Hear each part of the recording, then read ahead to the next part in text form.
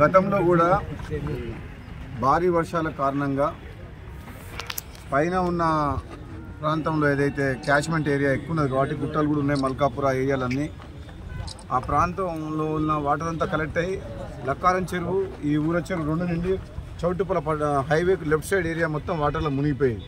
కానీ ఈ సంవత్సరం మేము అప్రమత్తమై అధికారులని స్థానిక నాయకులు అందరూ మల్కాపూర్ చెరువు ఒక డైవర్ట్ చేయడం, ఇక్కడ మున్సిపాలిటీ ముందు కూడా వాటర్ డైవర్ట్ చేసి కొత్తగా కట్టిన డ్రైన్లకు డైవర్ట్ చేయడం వల్ల ఈ చౌటుపల పట్టణంలో ఈసారి ముంపు ప్రాంతానికి నీళ్ళ చుక్క రాకుండా చేసినాం.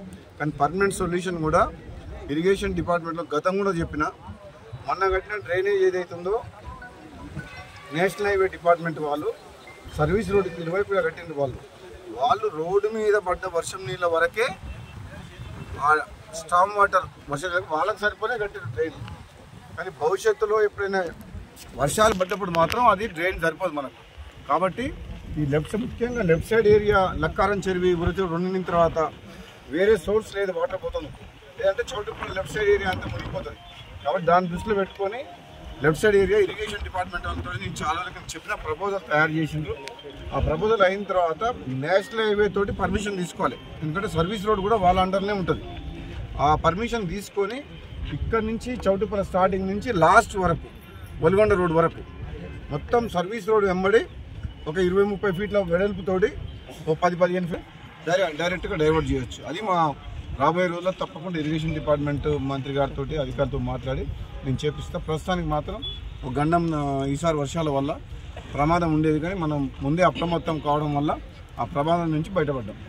ఇది అలుగు ప్లస్ భూమి ఒకటే లేవాలి సార్, అలుగు దుంకే విధంగా ఏమన్నా చేస్తే బాగుంటుంది. చేస్తాం. ఇప్పుడు ఎట్లయినా ఈ డ్రైన్ దీన్ని బ్యూటిఫికేషన్ వర్క్ నడుస్తుంది కదా, దీంతో పాటు కూడా లక్కారం చెరువు కూడా బ్యూటిఫికేషన్ చేస్తే ఈ రెండు మన చౌటుపల మున్సిపాలిటీ ఉన్న రెండు పెద్ద చెరువులు కాబట్టి ఒక పర్యాటక కేంద్రంగా బోటింగ్ కూడా ఏర్పాటు చేసి, ముఖ్యంగా ఇది ఊర చెరువుని ఈ రెండింటిని మాత్రం మంచి డెవలప్ చేస్తాం ఫ్యూచర్లో. అప్పుడు అన్ని లెవెల్స్ కూడా సర్వే చేసిన తర్వాత FTL వరకు ఉంచి, FTL తర్వాత కరెక్ట్ ట్యాంకింగ్ తర్వాత ఏదైతే సబ్మెర్జెన్స్ అయితే ఒక ప్రాబ్లం ఏంటంటే పట్టా భూములు ఉన్నాయి, ఆ పట్టా భూములు ఇప్పుడు మనకు సహకరించాలి. ఇప్పుడు కొన్ని కేసులు కూడా ఉన్నాయి, లక్కారం చెరువుకు సంబంధించి కోర్టు కేసులు ఉన్నాయి. వాళ్ళు పట్టా భూమి అని చెప్పేసి వాళ్ళ భూమి మునగకుండా దాంట్లో 15 ఫీట్ల మట్టి పోసుకుంటారు. అది ఆల్రెడీ ఇరిగేషన్ అధికారులతోటి రెవెన్యూ ఆర్డీఓ గారితో MRO గారితో చెప్పిన వాళ్ళు కూడా తప్పకుండా చర్యలు తీసుకుంటారు.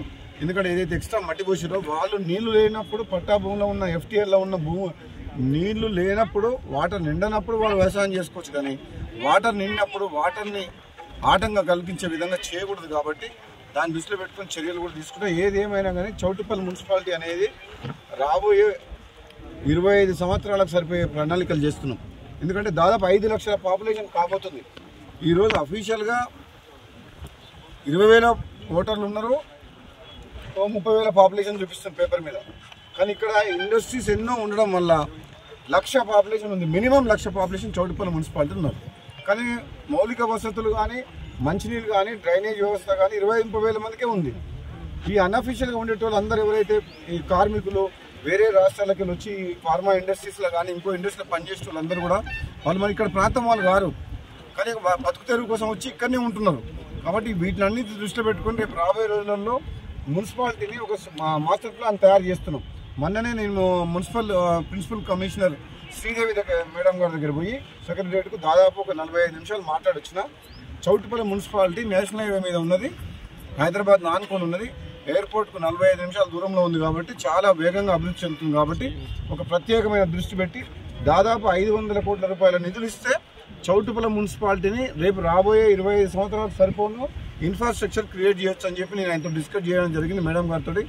ఆమె కూడా సానుకూలంగా రేపు రాబోయే రోజుల్లో ఏదో వరల్డ్ బ్యాంక్ లోన్ ఏదైనా వస్తుందంట, దాంట్లో చౌటుపల్లికి ఒక 500 కోట్ల రూపాయల ఫండ్స్ ఇస్తామని చెప్పింది. దాన్ని పెట్టుకొని తప్పకుండా మేము అధికారులందరం కలిసి ఒక సమగ్రమైన మంచి ఒక మాస్టర్ ప్లాన్ తయారు చేసి ఈ చౌటుపల్లి పట్టణాన్ని అన్ని విధాలుగా ముందుకు తీసుకెళ్ళిపోతాం.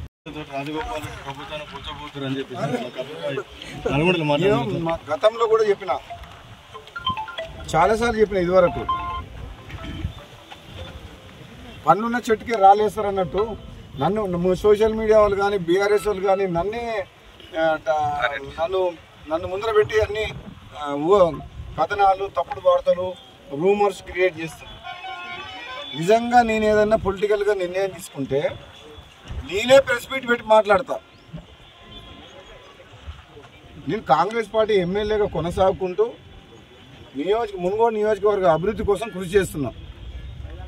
మంత్రివర్గ విస్తరణ అనేది అధిష్టానం తీసుకునే నిర్ణయం కాబట్టి అధిష్టానం ఏ నిర్ణయం తీసుకున్నా కట్టుబడి ఉంటాం. అప్పటి వరకు కాంగ్రెస్ పార్టీ ఎమ్మెల్యేగా ఒక క్రమశిక్షణ గల కార్యకర్తగా నియోజకవర్గ అభివృద్ధి పార్టీ కోసం పనిచేస్తుంది తప్పితే రాహుల్ గాంధీ గారి నాయకత్వంలో ఎటువంటి రూమర్స్ కూడా సోషల్ మీడియాలో నాకు కొందరు గిట్టని వ్యక్తులు కాంగ్రెస్ పార్టీ లోపల కావచ్చు ఇతర పార్టీ వాళ్ళు కావచ్చు కంటిన్యూస్గా సోషల్ మీడియాలో నా మీద దుష్ప్రచారం జరుగుతుంది. దయచేసి మళ్ళీ చెప్తున్న తెలంగాణ ప్రజలందరికీ కూడా ఇటువంటి వార్తల్ని నమ్మొద్దు. భవిష్యత్తులో ఏదన్నా రాజకీయ పరంగా ఏదైనా నిర్ణయం తీసుకుంటే నేనే ప్రెస్ మీట్ పెట్టి మాట్లాడతా. అప్పటి వరకు దయచేసి ఎటువంటి రూమర్స్ని దుష్ప్రచారాన్ని నమ్మొద్దని చెప్పేసి కూడా నేను విజ్ఞప్తి చేస్తున్నాను. Thank you.